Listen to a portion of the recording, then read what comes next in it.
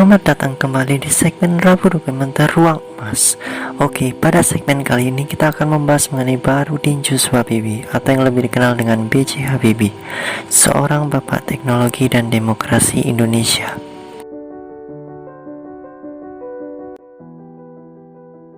Profesor Dr. I.H.J. Baharudin Yusuf Habibie, FRA Engineer, atau yang dikenal sebagai B.J. Habibie, merupakan pria yang berasal dari Parepare, Sulawesi Selatan. Habibie lahir pada 25 Juni 1936. Habibie pernah menjadi presiden ketiga Indonesia selama 1 tahun dan 5 bulan pada 21 Mei 1998, serta menjadi wakil presiden RI ke-7. Ia merupakan anak dari pasangan Alwi Abdul Jalil Habibie dan Tuti Marini Puspawardoyo. Ayahnya beretnis Gorontalo dan ibunya Jawa. Ayahnya berlatar belakang sebagai ahli pertanian dan lulusan Sekolah Pertanian Bogor atau sekarang dikenal sebagai IPB, membuat keluarga Habibie menjadi salah satu keluarga yang terpandang di Parepare.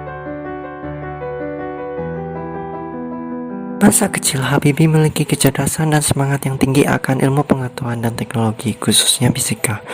Pada masa kecilnya ia telah ditinggal ayahnya, dan sejak saat itu ibunya berjanji akan menyekolahkan Habibie dan adik-adiknya, bahkan yang di dalam kandungan, hingga dapat menjadi orang yang berguna. Dan hal itu terbukti sampai Habibie bisa menyelesaikan S3-nya.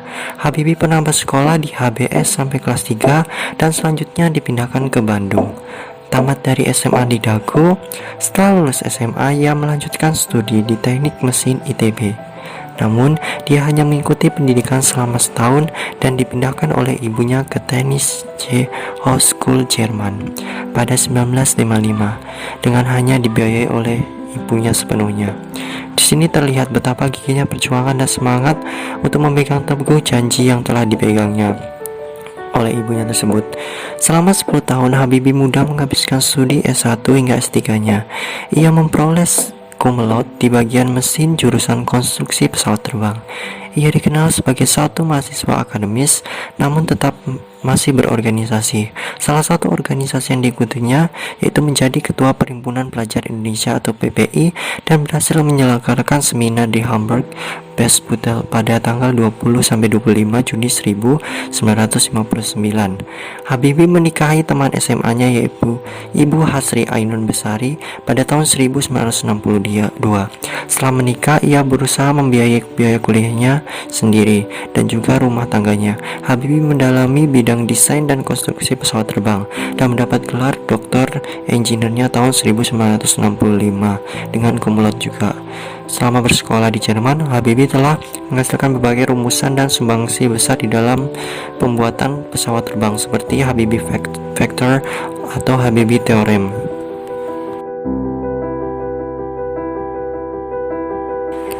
Setelah lulus, Habibie mulai bekerja di MBB Hamburg dari tahun 1965 sampai 1969. Sebuah perusahaan kedirgantaraan Jerman, dan atas kinerja dan kepilihannya, 4 tahun kemudian ia dipercaya sebagai Vice President sekaligus Direktur Teknologi di MBB periode 1973 sampai 1978, serta menjadi penasihat senior di bidang teknologi untuk MBB tahun 1978. Hal ini merupakan prestasi yang besar bagi Habibie karena dialah yang menjadi satu-satunya orang Asia yang menduduki jabatan nomor 2 di perusahaan ini.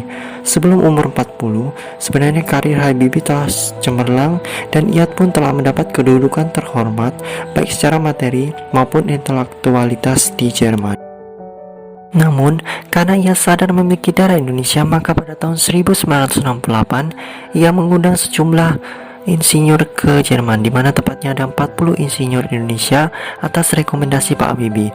Hal ini semata-mata untuk memberikan pengalaman dan skill bagi SDM Indonesia untuk diharapkan nantinya dapat kembali dan membangun produk industri dirgantara di Indonesia. Suatu kejadian menarik terjadi saat Habibie masih berada di Jerman. Selang tidak beberapa lama, Presiden Soeharto mengirim Ibnu Sutoyo ke Jerman untuk menemui Habibie seraya membujuk Habibie pulang ke Indonesia.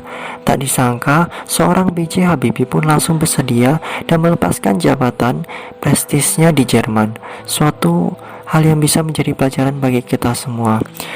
atas keputusan Pak Habibie ini, bahwa setinggi-tingginya atau sesukses apapun pendidikan dan kita di luar negeri nantinya, kita tidak bisa melupakan tanah air kita sendiri. Setidaknya ada sedikit kontribusi yang kalian berikan untuk negeri ini. Pertanyaannya, kontribusi apa yang telah kalian berikan untuk negeri ini? Oke, kita kembali ke kisah Habibie. Akhirnya pada tahun 1974, di usia 38 tahun, B.J. Habibie pulang ke tanah air. Ia pun langsung diangkat menjadi penasihat pemerintah di bidang teknologi pesawat terbang dan teknologi tinggi hingga tahun 1978 dengan dibawahi langsung oleh Presiden. Habibie benar-benar serius dalam melepaskan jabatan tingginya di Jerman dan fokus untuk membangun Indonesia.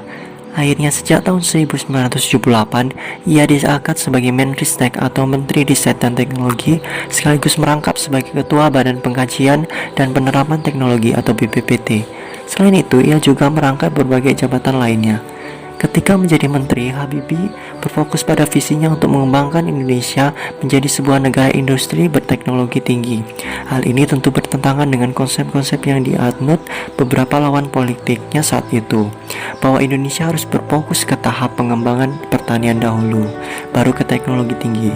Namun untuk masalah ini, Habibie selalu mempunyai suatu jawaban yang sangat jelas dan dalam salah satu quotesnya yang dilansir dari BBC tahun 1998, yang kurang lebih artinya dia sedang membuat perbandingan antara harga jual pesawat berteknologi tinggi dengan beras yang sangat berbeda jauh. Quotesnya terbukti sukses dalam membungkam lawan-lawan politiknya. Selain itu, pola pikirnya itu pun disambut baik oleh Presiden Soeharto dan memberikan kekuasaan lebih pada Habibie untuk memimpin industri-industri strategis seperti Pindad, PT PAL, dan PT IPTN. Saat kembali ke Indonesia, dapat dikatakan bahwa secara materi Habibie telah dianggap sebagai seorang yang mapan. Alasan sebenarnya Habibie pulang ke Indonesia dan masuk ke pemerintahan adalah sebagai bentuk terima kasihnya kepada negara dan kedua orang tuanya, sehingga dapat disimpulkan bahwa Habibie tidak ada niatan untuk mencari uang atau mencari kekuasaan semata, sehingga ia sangat menolak praktik korupsi. Hal ini perlu menjadi pelajaran bagi kita semua, terutama aparat pemerintah yang ada, untuk menolak berbagai praktik korupsi, dan sebaiknya sebelum duduk di pemerintahan ia menjadi kaya dan makmur dulu. Ini sebenarnya lebih kepada saran dan bukan kepada suatu hal yang mutlak. Yang terpenting ditekankan di sini adalah jadilah orang yang jujur. Kita kembali ke kisah Habibie lagi.